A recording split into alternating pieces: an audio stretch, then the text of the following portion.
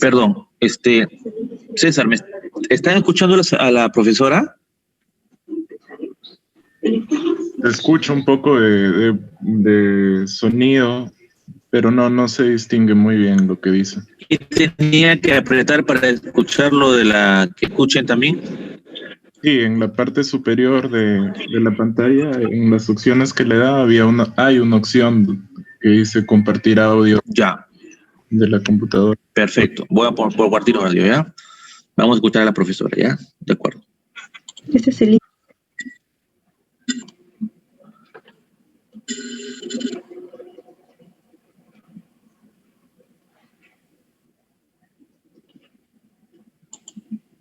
Este es el índice o tabla de contenidos. Entonces, empezaremos. El linfoma es un grupo de neoplasias o un grupo de enfermedades malignas que se originan en los linfocitos anormales de los ganglios linfáticos o tejido extraganglionar y que se divide en dos grandes grupos. El linfoma no Hodgkin, que corresponde al tipo más frecuente, más o menos 90% de los casos, y el linfoma de Hodgkin, que corresponde al 10% restante. Si bien es cierto, esta enfermedad se origina habitualmente en los ganglios, puede afectar cualquier órgano, y la sintomatología nos puede orientar a establecer el lugar afectado. Por ejemplo, un paciente que cursa con cefalea o parálisis craneal nos orienta a un compromiso del sistema nervioso central, ¿no? Y así el linfoma puede afectar en general a cualquier órgano del cuerpo que se nos pueda imaginar. El espectro de este grupo de enfermedades es bastante amplio y va desde cuadros de presentación lenta y progresiva hasta otros que son mucho más agresivos, pero potencialmente curables. Ahora bien, el linfoma afecta el sistema linfático, que es un sistema de conductos distribuidos a lo largo de todo el cuerpo, que transporta la linfa. La linfa es un líquido filtrado de la sangre que contiene los linfocitos B y los linfocitos T. Los linfocitos B son células de defensa que producen anticuerpos para combatir las infecciones. Los linfocitos T son los que se encargan de destruir los virus y células tumorales y asimismo activan a los linfocitos B para que cumplan su función. Entonces, los linfomas pueden empezar en cualquier lugar del cuerpo donde se encuentre tejido linfático. Como vemos en esta gráfica, no solo consiste en la red de vasos linfáticos, sino también incluye los ganglios, incluye el vaso, el timo y las amígdalas. En relación a la etiología, mayormente no se identifica una causa subyacente. Sin embargo, se conoce una serie de factores de riesgo ambientales o genéticos que predisponen a desarrollar linfoma. Y les menciono quizá el factor más importante, como lo es una infección viral previa. Virus, como por ejemplo el Epstein-Barr, que es el agente causal de la mononucleosis, está asociado al desarrollo de linfomas agresivos, como lo son por ejemplo el linfoma de Burkitt y el linfoma TNK. El virus linfotrópico T humano, o también conocido como HTLV1, está ligado, por ejemplo, al linfoma de células T del adulto, que es una enfermedad que es endémica en ciertas regiones como países del sudeste asiático, en el Caribe y algunos países de Sudamérica. El virus de la hepatitis C, que está asociado, por ejemplo, al linfoma de zona marginal. El VIH o virus de la inmunodeficiencia humana, que predispone al desarrollo de linfomas en general, ¿no? De forma predominante linfomas no Hodgkin. Y no dejar también de mencionar a otros agentes infecciosos como algunas bacterias. Y aquí tenemos, por ejemplo, al Helicobacter pylori. La infección por Helicobacter pylori es bastante frecuente en países como el nuestro y está asociado a un riesgo incrementado del linfoma tipo MAL, que es el linfoma asociado a mucosas, el cual es potencialmente curable. En relación a la clínica, es característico en los linfomas el desarrollo de los llamados síntomas B, que incluyen fiebre, la cual no está relacionada a la infección, sudoración nocturna profusa y pérdida de peso, más de 10% del peso normal en un lapso de 6 meses o menos. Y esto asociado usualmente a la presencia de ganglios palpables a nivel del cuello, a nivel de la axila o a nivel de la ingle. Puede haber también en algunos casos dolor óseo, dolor abdominal, dolor a nivel de ganglios asociado a la ingesta de alcohol, lo que se conoce como el efecto antabús. Y en casos, sobre todo del linfoma de Hodgkin, puede encontrarse también la presencia de prurito. Entonces esto es básico recordar que cuando tenemos la sospecha de un linfoma, dentro de la clínica hay que tener en cuenta la presencia de masas cervicales, axilares, inguinales y los síntomas B. Ahora bien, para llegar al diagnóstico es importante una historia clínica completa para poder conocer antecedentes personales como antecedentes familiares, para conocer el tiempo de enfermedad, la presencia o ausencia de síntomas B, entre otros.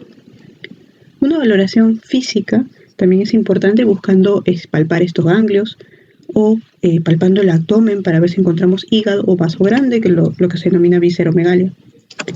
Buscar también lesiones cutáneas porque no es raro que los linfomas se infiltren en la piel, entre otros. Luego nos apoyaremos en exámenes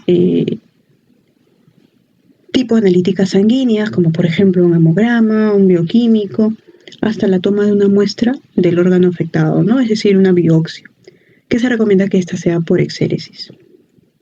Para ampliar el estudio también se solicitan pues imágenes, una tomografía o un PET-CT dependiendo la disponibilidad, así como una biopsia de hueso para poder descartar infiltración a este nivel. En caso que el paciente tenga síntomas digestivos, pues una endoscopía también va a ser prudente. Y en caso que tenga síntomas neurológicos, pues sería bueno solicitar un estudio de líquido cefalorraquídeo. Ahora bien, con el transcurso de los años, pues la clasificación de estas entidades ha ido cambiando. A la fecha, pues hablamos de un grupo de más de 60 patologías que tienen diferencias particulares en cuanto a su presentación clínica, en cuanto a su tratamiento, en cuanto al pronóstico, como lo establece la Organización Mundial de la Salud en su última revisión del año 2016. Entonces aquí le presento esta lista pues enorme de subtipos de linfomas, entre linfoma de células B y linfoma de células T, que son los dos grandes grupos. La clasificación de la Organización Mundial de la Salud nos habla pues de estos dos grandes grupos, que es el linfoma no Hodgkin y el linfoma de Hodgkin. Empezaré hablándole quizás sobre el más frecuente, que es el linfoma no Hodgkin, el cual se puede subdividir según su estirpe celular. En linfoma no Hodgkin de células B, que corresponde al más frecuente en el 85% de los casos, y linfoma no Hodgkin de células T, NK, que corresponde al 15% restante. Según grado o agresividad, estos también se pueden dividir en linfomas indolentes o linfomas de bajo grado, en la mayoría de los casos pues de células pequeñas, y también pueden ser linfomas de tipo agresivo o de alto grado, que en su mayoría de casos son linfomas de células grandes. Según el lugar de afectación, los linfomas pueden ser de compromiso nodal o ganglionar, que se presentan en el 80% de los casos, y extranodales en el caso restante, ¿no? En el 20% restante, como por ejemplo el linfoma no Hodgkin primario del sistema nervioso central. En este gráfico podemos ver la frecuencia de presentación de los distintos subtipos del linfoma no Hodgkin.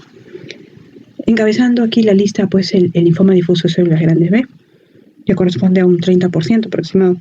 Y en segundo lugar tenemos el linfoma folicular, ¿no? Ambos corresponden al grupo de los linfomas no Hodgkin de células B. Entonces, cuando hablamos de este grupo, tenemos que referirnos, pues, sí o sí al linfoma difuso de células grandes B, que es el subtipo más común, como habíamos dicho, aproximadamente 30%.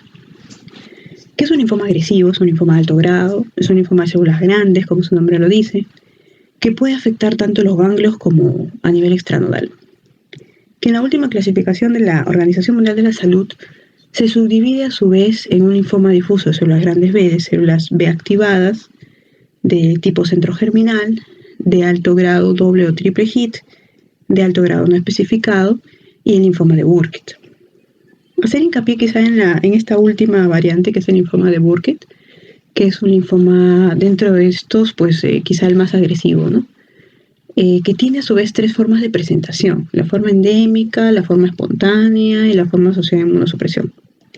La forma endémica fue reconocida por Dennis Burkitt, un científico que trabajó en Uganda, y lo describió porque encontró de forma típica en los niños de esta región pues un tumor mandibular que iba asociado mucho a la infección por el virus de Epstein-Barr y que al hacer un extendido en la sangre, pues, o en la médula, encontraba típicamente unas células que se caracterizaban por la presencia de múltiples vesículas en su citoplasma, ¿no? Como podemos ver en la imagen.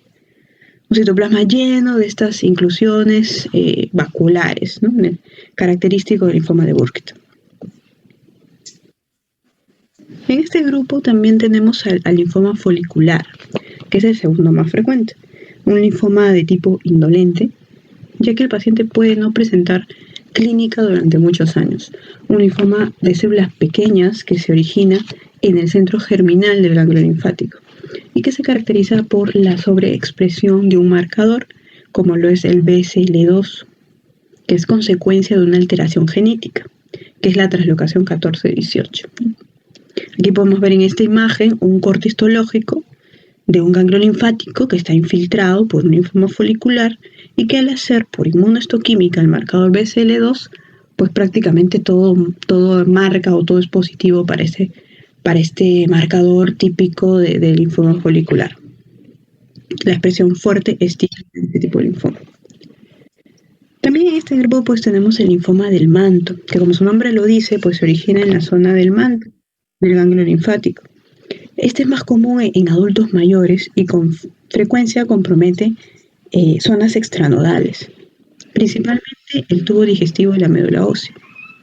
El compromiso digestivo pues, se puede ver casi en la totalidad de los pacientes, aproximadamente 92% de los casos, con el hallazgo típico de una poliposis linfomatosa en una endoscopía, como una imagen endoscópica donde hay múltiples lesiones a nivel de la mucosa del colon, ¿no? La afectación es principalmente intestinal. Este linfoma es en la mayoría agresivo en sus variantes clásica y blastoide. Existe una variante que es la variante indolente, que es todo lo contrario, ¿no? Que no es agresiva, pero que es sumamente rara. Esta enfermedad se caracteriza por la sobreexpresión de un marcador, en este caso la ciclina D1, que es resultado de una alteración genética como es la translocación 11-14. Entonces es importante tener en cuenta esto de los marcadores, de las alteraciones genéticas, porque todo ello nos va a permitir establecer el diagnóstico definitivo, ¿no? Del subtipo de linfoma no Hodgkin. El otro grupo, según estirpe, es el linfoma no Hodgkin de células T, que es menos frecuente que el de las células B, por lo tanto es menos conocido y es de peor pronóstico, con pobre respuesta al tratamiento. En su mayoría se trata pues de linfomas agresivos. Un tipo es el linfoma anaplásico de células grandes, que se caracteriza por la expresión fuerte de un marcador que se denomina CD30 en el estudio de la biopsia. Todo esto de marcadores nosotros habitualmente lo vamos a encontrar en la biopsia, o sea, nos va a informar el anatomopatólogo, o lo vamos a encontrar en un estudio que se denomina citometría de flujo, del cual hablaremos un poco más adelante. Entonces, estos linfomas T anaplásicos, por inmunohistoquímica, también pueden expresar otro marcador ALK, que se denomina, ¿no?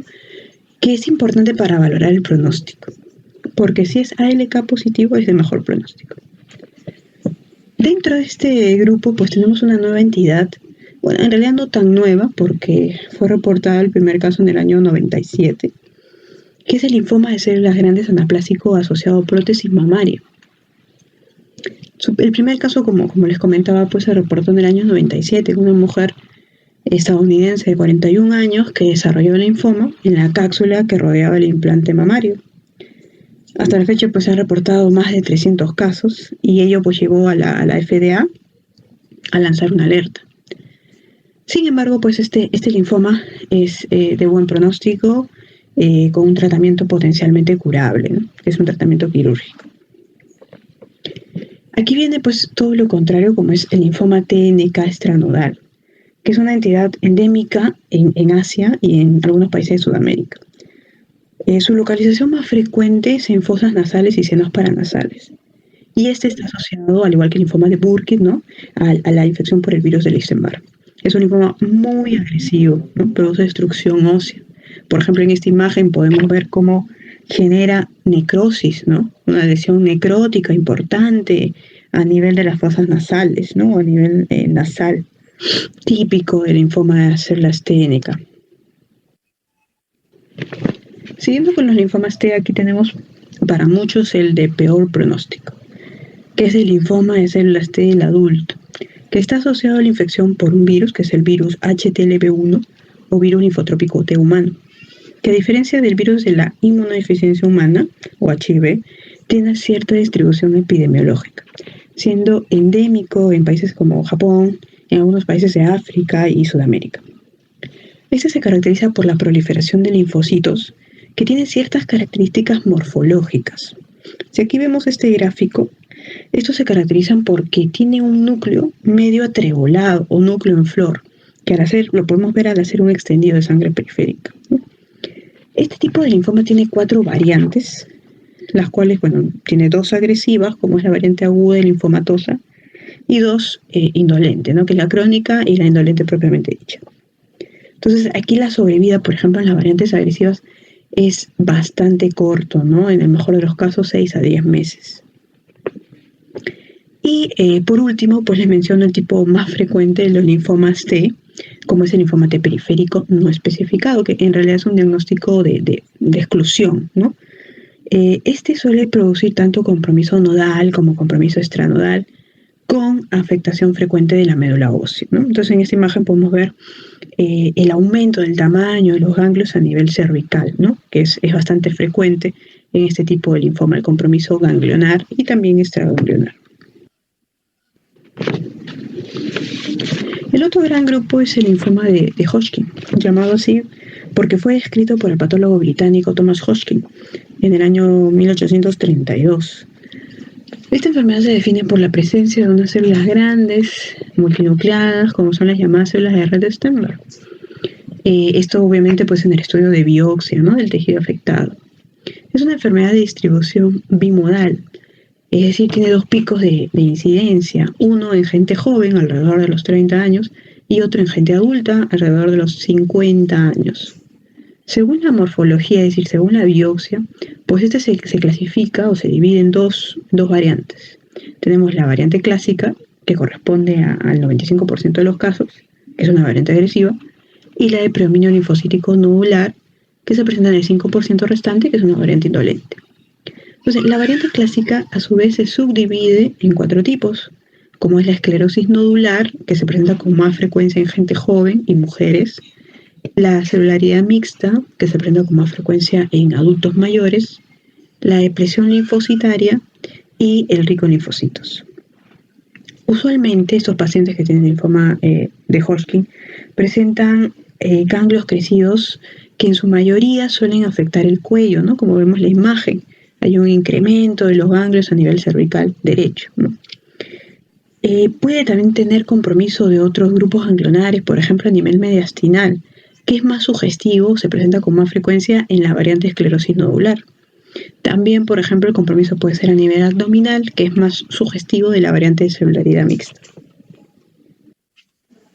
Ahora bien, cuando uno diagnostica linfoma, este debe estadificarse, ¿no? Y para ello nosotros usamos el sistema de Ann Arbor, que se usa tanto para no Hodgkin como para Hodgkin. Según este sistema, nosotros tenemos 4 estadios establecidos por números en romano. Por ejemplo, del 1 al 4, ¿no? Por ejemplo, si el paciente se encuentra en el estadio 1, quiere decir que hay un compromiso ganglionar único. Por ejemplo, aquí vemos el compromiso ganglionar solo cervical izquierdo. Si el paciente se encuentra en el estadio 2, hay compromiso de 2 o más regiones ganglionares, pero que se encuentran a nivel supradiafragmático, ¿no? Por ejemplo, aquí tenemos compromiso cervical derecho y mediastinal. Si el paciente se encuentra en el estadio 3, quiere decir que hay compromiso de 2 o más regiones ganglionares, pero tanto a nivel supra como infradiafragmático. Por ejemplo, aquí tenemos a nivel cervical izquierdo, a nivel axilar, tenemos a nivel abdominal y a nivel inguinal. Y si el paciente se encuentra en el estadio 4, quiere decir que hay compromiso extranodal, ¿no? O sea, aparte del compromiso ganglionar, tenemos compromiso en otros órganos, como por ejemplo aquí tenemos compromiso en el hueso, ¿no? En el esqueleto axial, en los alerones del sacro, ¿no? Entonces, en líneas generales, de esta forma nosotros estadificamos a un paciente con linfoma. Ahora bien, si el paciente tiene síntomas B, es decir, pérdida de peso, es decir, fiebre, es decir, sudoración profusa, se agrega al número del estadio, que está en números romanos, la letra B. Si es que hay síntomas B, si es que no hay síntomas B, se agrega la letra A.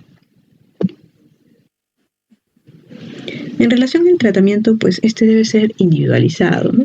Y determinado por parámetros como por ejemplo la edad, comorbilidades, ¿no? A ver si el paciente tiene una alteración hepática de fondo, si tiene un compromiso renal de fondo. El status performance es importante para valorar el estado funcional del paciente, el tipo de tumor, si es un linfoma no Hodgkin, si es Hodgkin, el subtipo histológico, celular, si es un linfoma de células B, folicular, por ejemplo, o es un difuso, o es un TNK, el estadio a partir del sistema de Ann Arbor, el grado de agresividad, la localización, a ver si es compromiso nodal o extranodal, y por supuesto la preferencia del paciente, ¿no? Si acepta o no recibir tratamiento. Entre estas opciones tenemos pues la quimioterapia, la radioterapia, en algunos casos cirugía, la terapia biológica, la inmunoterapia y ensayos clínicos. En caso de linfomas en estadio temprano, es decir, un estadio 1 o 2 de Ann Arbor, en algunos casos pues no requiere tratamiento y solo es observación, como pasa en algunos casos con linfoma folicular. En otros pues amerita quimioinmunoterapia, como es el caso del linfoma difuso de células grandes B.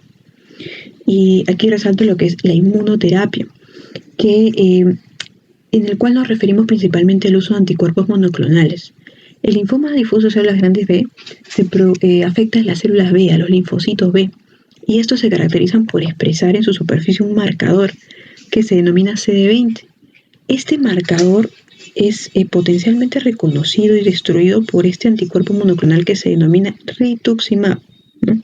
Entonces, cuando hablamos de rituximab, cuando hablamos de usar esta medicina, pues hablamos de usar inmunoterapia. Otros linfomas, como por ejemplo el linfoma primario gástrico, puede manejarse con radioterapia. Otros combinan la quimio y la radioterapia, como pasa en el linfoma de Hodgkin. En caso del linfoma tipo MAL, que está por ejemplo asociado a esta bacteria que es el Helicobacter pylori, el tratamiento es habitualmente con antibiótico-terapia. En casos de linfoma en estadio avanzado, es decir, un estadio 3 y 4 de Ann Arbor, en algunos casos pues solo amerita observación, como es el caso del linfoma folicular, que no tiene factores de riesgo. En otros, quimioterapia, como linfomas T. En realidad todos los linfomas T deben recibir tratamiento. En otros se asocia la inmunoterapia, como por ejemplo ya lo habíamos comentado con el difuso de células grandes. En otros requerimos también radio, como el linfoma de Hodgkin. Y en otros casos también usamos terapia penal, como es el adulto, que está asociado por el virus HTLV1. En caso de pacientes que hay refractariedad a tratamiento, es decir, que no responden a la terapia habitual, o pacientes recaídos que respondieron inicialmente y que luego perdieron la respuesta, se recomienda que el tratamiento sea más intensivo, que puede consistir en quimioterapia, inmunoterapia, en algunos casos trasplantes, en otros casos trasplante alogénico, donde el donante es otro y o ensayos clínicos, ¿no? Si en caso hay disponibilidad en el país. Ahora bien, tienen una especial. Es importante porque nos da el tipo de linfoma y establece momentos los más Burkitt, que es agresivo, está asociado a la translocación de dos cromosomas, como lo son el 8 y el 14. El linfoma folicular está asociado a la translocación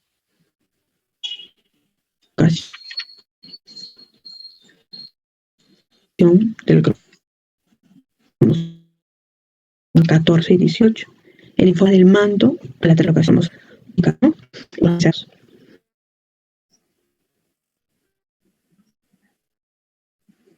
La estación se puede realizar de citogenéticas, de citología convencional,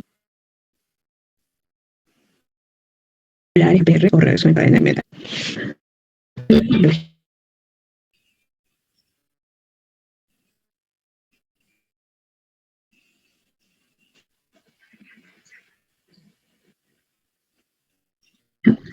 Que permite establecer el linaje de las células afectadas.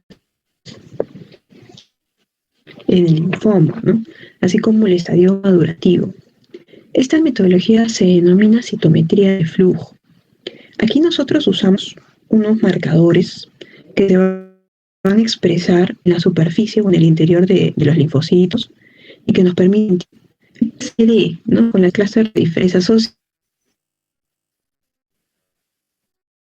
Esto se dé un número. Por ejemplo, cuando hablamos de linfocitos B, ahora el CD20, el CD10,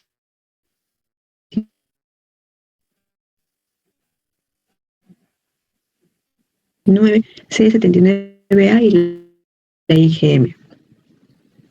Hablamos de linfocitos T, tenemos el CD1, el CD2, el CD4, el CD8, entre otros. Cuando hablamos de linfomas NK, tenemos, aquí les he hecho un resumen pues de los marcadores más representativos. No lo que ve, sino este es el estadio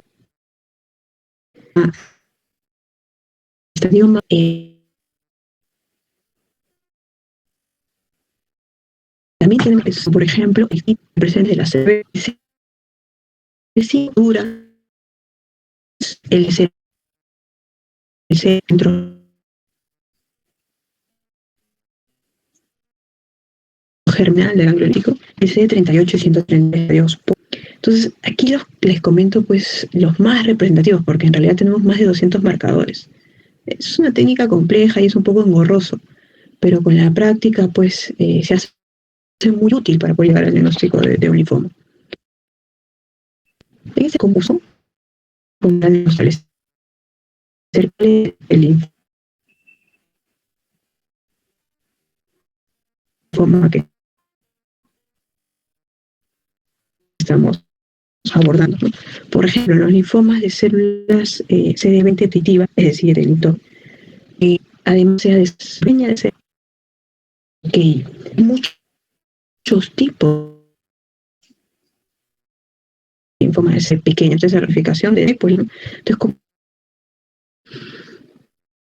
linfoma folicular, linfoma del manto, cómo diferenciar entre uno y otro, pues la citometría nos ayuda mucho, porque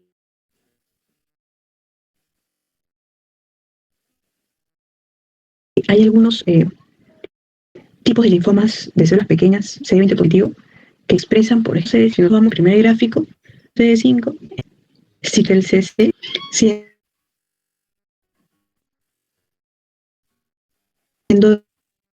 negativos para otro marcador, como el CD3, por el linfoma de células del manto. En caso tenemos ausencia de la expresión de estos marcadores, como por ejemplo, nos vamos al gráfico del otro lado, CD5 negativo, CD23 negativo, ciclina de 1 negativo, expresa CD10, es probablemente se trate de un linfoma. Flujo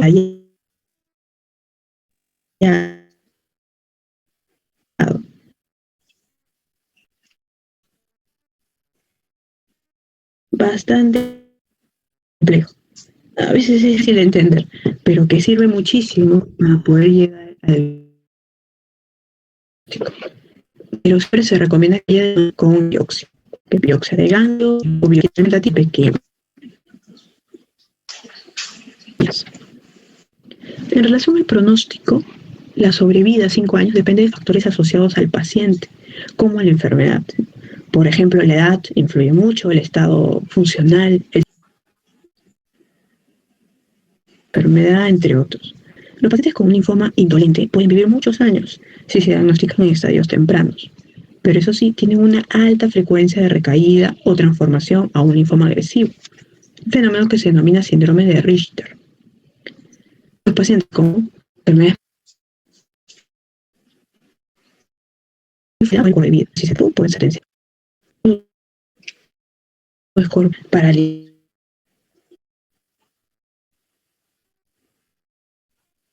linfomas en general, que se denomina ahí el único internacional. Por esa, por ejemplo, por el daño, el lactato de hidrogenasa o DHL elevado, el estatus performance con ECOG de 2 o más, el estadio Ann Arbor avanzado 3-4 y la presencia de más de un sitio extranodal comprometido. Entonces, a cada uno de estos parámetros se le da un puntaje y esto nos va a permitir agrupar a los pacientes en riesgos, un riesgo bajo, riesgo intermedio, riesgo alto. Un puntaje bajo predice un mejor resultado. Un puntaje alto nos habla de un peor pronóstico o sobrevida. Entonces, a modo de recordatorio, aquí les dejo los 3 puntos básicos cuando uno habla de linfoma. Esa proliferación maligna de linfocitos que habitualmente... Le dejo alguna...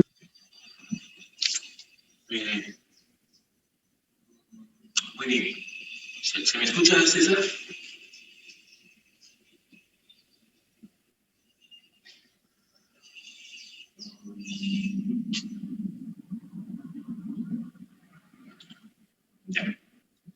Sí, sí se escucha, ¿verdad? Sí, doctor. Sí, muy bien. Vamos a aclarar unas cositas. Muy buena la exposición de la profesora. Ha expuesto más sobre el linfoma no Hodgkin que Hodgkin, ¿no? Entonces vamos a poner un poco de énfasis en lo que no ha podido explicar. Bueno, sí, hay una importante que el linfoma de no Hodgkin es más frecuente que el linfoma de Hodgkin, obviamente, ¿no? Y he explicado bastante muy bien del linfoma no Hodgkin, ¿no? He explicado muy bien. Esta parte es importante. Esperen para...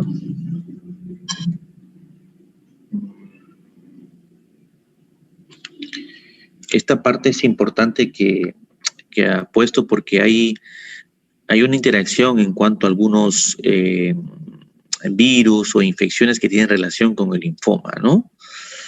Sobre todo este tipo de linfoma que es un poco agresivo con el virus de Epstein-Barr. El Burkitt no lo vamos a ver porque no estamos en África, pero este sí es agresivo y tiene que ver con el Epstein-Barr.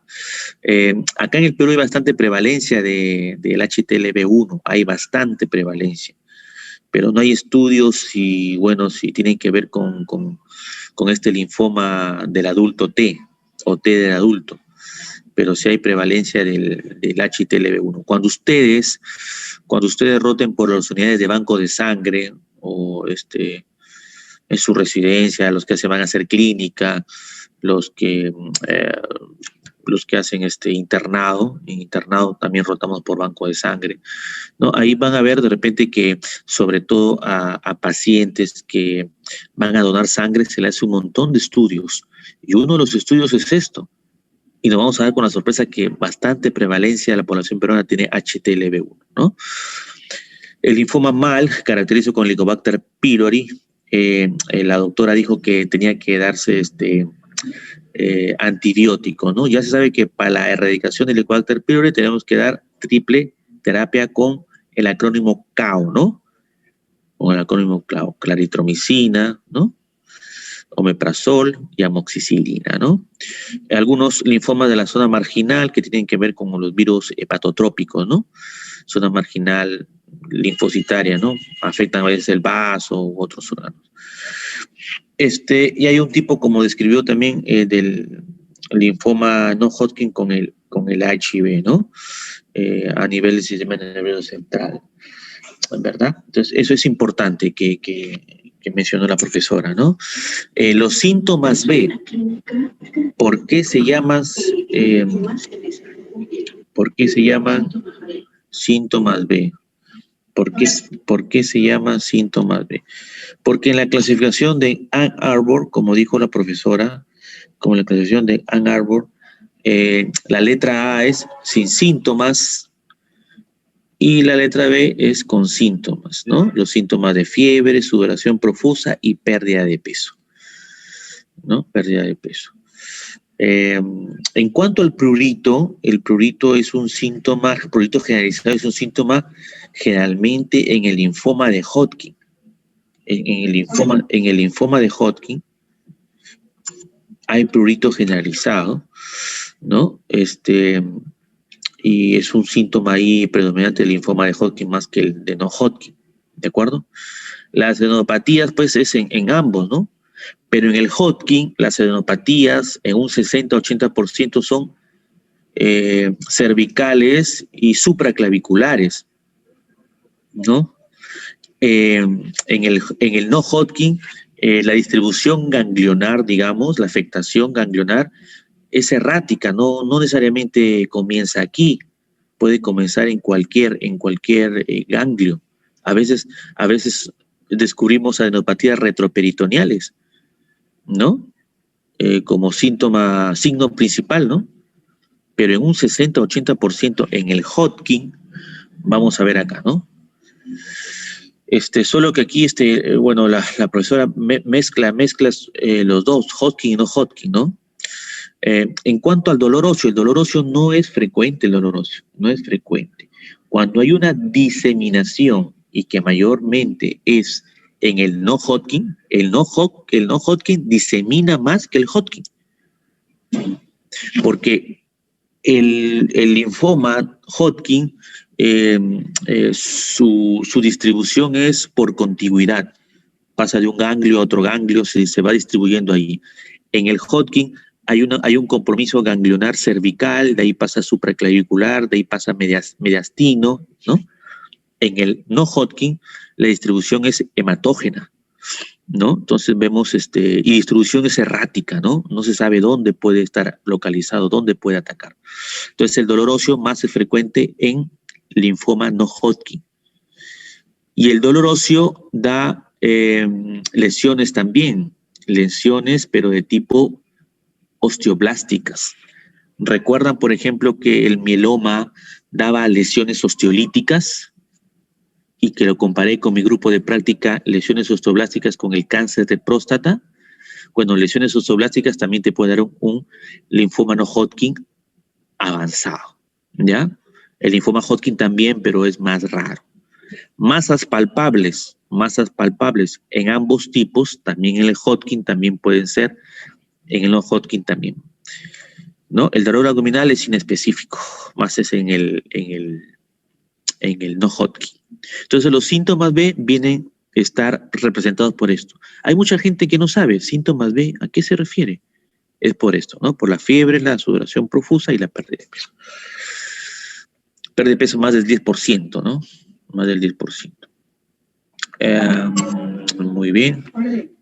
Quería, después habló sobre esto de aquí, la clasificación. Bueno, tiene razón la profesora, ¿no? En cuanto al linfoma no Hodgkin, que es el más frecuente, según la clasificación del OMS 2016, hay más de 60 tipos de linfoma no Hodgkin actualmente, ¿no? Entonces imagínense la gran cantidad de subtipos de variaciones que hay, ¿no? Después ha hecho una buena descripción de los subtipos de linfoma no Hodgkin, muy bien, ¿no? La clasificación de Arbor también la ha explicado muy bien, ¿no? Yo voy a dejar de compartir. Acá también ha hablado sobre el linfoma no Hodgkin, ¿no? En cuanto a la citometría de flujo, voy a dejar de compartir. Porque quería darles algo sobre el linfoma de Hodgkin para hacer énfasis ahí y con eso terminamos. ¿Dónde está esto?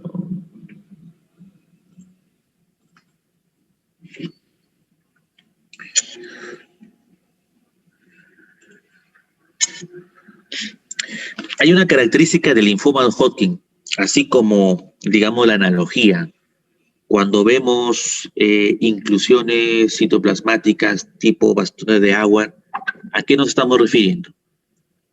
A leucemias mieloblásticas, ¿verdad? Agudas, ¿verdad?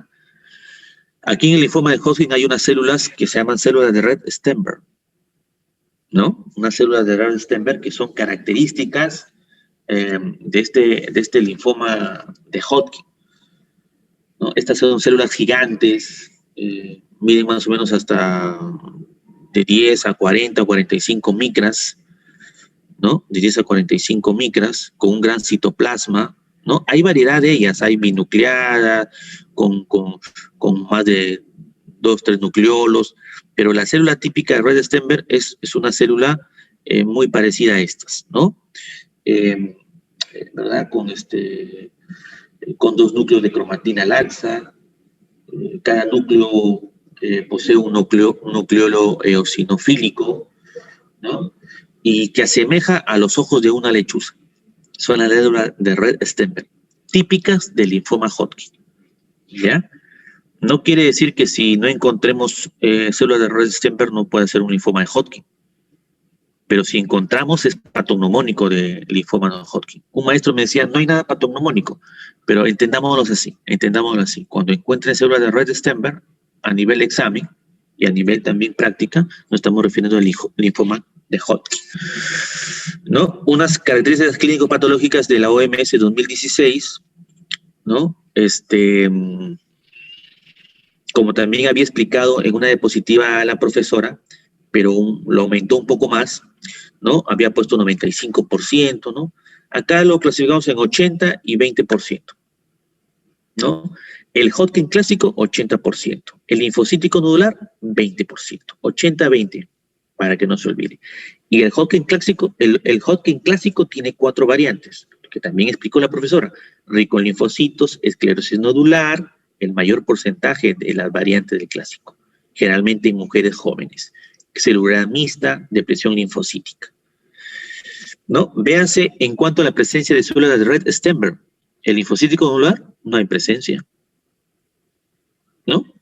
En la que es mayor frecuente de Hodgkin clásico, esclerosis nodular, ocasionales. Donde es frecuente y abundante es en celular mixta y depresión linfocítica, ¿verdad? Fíjense ustedes también las relacionadas con la mononucleosis infecciosa y Epstein-Barr. Esclerosis nodular y celular mixta. Fíjense, ¿de acuerdo? Se dice que la infección de mononucleosis infecciosa por estudios de caso y control ha visto que es el riesgo 3 veces más para tener linfoma de Hodgkin en los pacientes que han tenido mononucleosis infecciosa. Entonces hay que tenerlo en cuenta. ¿De acuerdo? Y la edad. La edad de la esclerosis nodular en jóvenes, sobre todo en mujeres, y de 30 a 50 años en las demás. ¿De acuerdo? Siempre adenopatías cervicales, ¿no? También adenopatías cervicales que de ahí por contigüidad pasan a adenopatías mediastínicas. Y las otras, celular mixta y depresión linfocítica, son localizadas o generalizadas, pero generalmente también siempre comienzan con adenopatías cervicales supraclaviculares. ¿De acuerdo? También, ¿no? Puede presentarse, cuando yo veo una masa palpable, indolora, no hay dolor, indolora, a nivel del cuello, ¿no? Linfoma de Hodgkin, linfoma no Hodgkin. Primera, segunda posibilidad, linfoma de Hodgkin, linfoma no Hodgkin. ¿De acuerdo? Este es el signo de la chimenea, ¿no? Porque hay pacientes que van a tener que solamente su única molestia es tos seca. Meses con tos seca. Han ido al neumólogo, han ido al médico internista, al médico general, al serumista, le han sacado su BK o VAR, mejor dicho VAR, mal llamado BK, le han sacado, le han realizado, sale negativo, ha bajado de peso, sudor nocturno. Entonces uno dice, este paciente puede tener tuberculosis, ¿no? Baja de peso, sudores nocturnos, tos, ¿no? En Perú, el paciente que tose más de 14, 15 días es un sintomático respiratorio. Hay que estudiarle tuberculosis. Pero en este paciente, cuando hacemos una radiografía simple, ¿no? Podemos ver un acúmulo de ganglios, haciendo el signo de la chimenea, ¿no? Adenopatías mediastínicas, esto se llama masa bulky, es un conglomerado, ¿no? Esto principalmente, como también dijo la profesora, ¿no? En la esclerosis nodular, pero se refería al linfoma Hodgkin, ¿no? Esto es en mujeres jóvenes. ¿De acuerdo? Lo que sí yo quiero que como futuros médicos generales también tengan los diferenciales. No porque veo adenopatías y escuchó a la profesora de Lima, hemos escuchado al profesor Quevedo, adenopatías, linfoma, Hodgkin, no Hodgkin. No, tenemos primero que también ver las agudas y las crónicas en cuanto a las infecciones, mononucleosis infecciosa, toxoplasma, citomegalovirus, crónicas, tuberculosis, sífilis, VIH, micosis, reacciones de hipersensibilidad y conectivopatías, sarcoidosis, artritis reumatoide, que en las próximas semanas vamos a ver, lupus eritematoso sistémico, que también de repente vamos a ver, ¿no? Te pueden producir adenopatías. Neoplasias linfoides primarias, lo que estamos estudiando y lo que hemos estudiado hoy día, ¿no? Leucemias agudas, linfoma no Hodgkin y Hodgkin. Hipertiroidismo, insuficiencia suprarrenal, ¿no? Y otras enfermedades, ¿no? Hay que tener en cuenta eso para no, como dice, pisar el palito y de frente irnos por ejemplo, en este caso, linfoma, ¿no? Los estadios que lo explicó también muy bien la profesora con una imagen, ¿no? Estadio 1, estadio 2, 3 y 4. El punto de inflexión o el reparo anatómico es el diafragma, ¿no? Hasta el estadio 2, todo lo que afecte por encima del diafragma, ¿no? Los estadios 3 y 4, ya por debajo del diafragma. Y ahí se suman, ¿no? Las letras A y B. A es la ausencia y B es la presencia. ¿De qué? De 3 síntomas, conocidos como síntomas B. Fiebre inexplicada, sudor nocturno y pérdida de peso mayor del 10%. ¿No? Si en el examen te viene los síntomas B se refieren a estos 3 de aquí. ¿De acuerdo? Muy bien. Pruebas necesarias para la estedificación. Bueno, la biopsia, la historia clínica detallada, exploración física incluye el anillo de Waldeyer, ¿no? Por ejemplo, una diferencia con el linfoma no Hodgkin. El linfoma Hodgkin generalmente no te implica el anillo de Waldeyer, ¿no? El PET scan, ¿no? Es importante para poder estadiar también el linfoma.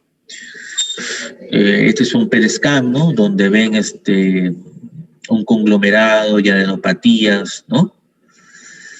Y bueno, según la figura después del tratamiento ya no hay, ¿no? Lo que es cerebro, corazón, vejiga y otros órganos es porque es la normalidad, ¿no? Pero después del tratamiento ya no hay ese conglomerado de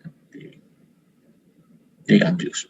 Cuando uno quiere ver un linfoma o un cáncer oculto, ¿no? El PET scan es una prueba que tiene bastante sensibilidad y especificidad.